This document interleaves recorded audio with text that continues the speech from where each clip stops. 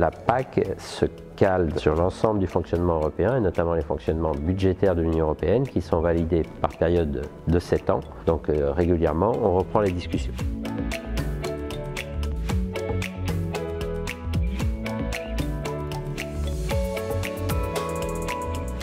C'est de mettre fin au gaspillage budgétaire qui est fait actuellement. On a des paiements qui ne sont conditionnés qu'au fait de détenir soit beaucoup d'animaux, soit des hectares. De fait, ce sont des rentes sur le capital détenu. Nous, ce que nous voudrions, c'est une politique qui accompagne une augmentation de l'emploi en agriculture, qui accompagne le développement harmonieux des territoires et bien sûr qui fournit une alimentation saine en quantité suffisante pour répondre aux besoins d'alimentation des populations là où elles sont. On a eu une proposition de règlement pour la future PAC qui a été présentée par la Commission européenne au mois de juin et depuis, les parties prenantes sont amenées à commenter, à amender cette proposition avec de toute évidence un report de la discussion puisqu'il va y avoir les élections européennes et un changement de commission. Mais il n'empêche qu'en ce moment, les discussions autour de la PAC pour les 7 années futures est en cours.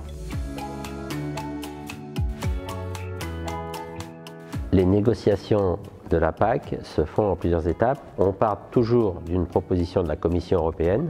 La Commission propose un projet de règlement qui à ce moment-là est soumis à la discussion du Parlement européen d'une part et du Conseil des ministres de l'Agriculture d'autre part, qui vont les uns et les autres amender et modifier la proposition de la Commission européenne.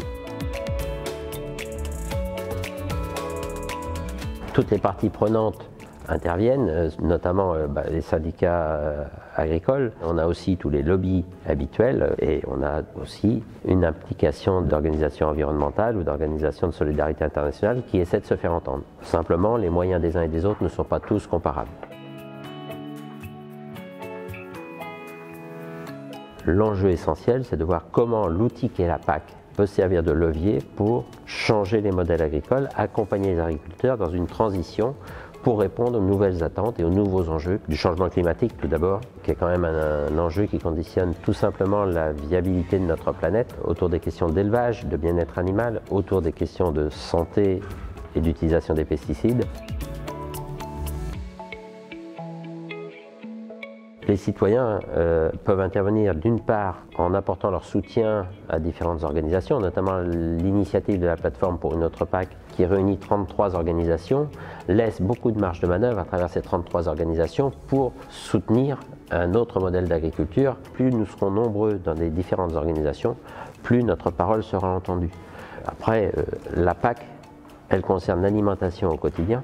Quand le consommateur demande une alimentation de meilleure qualité et qu'il achète des produits en circuit court relocalisés ou des produits sous signe de qualité ou des produits qui répondent à un cahier des charges environnementales pour la production, notamment le développement de l'agriculture biologique, ces différentes initiatives individuelles impactent nécessairement l'approche qu'il peut y avoir pour la politique agricole qui va se mettre en place.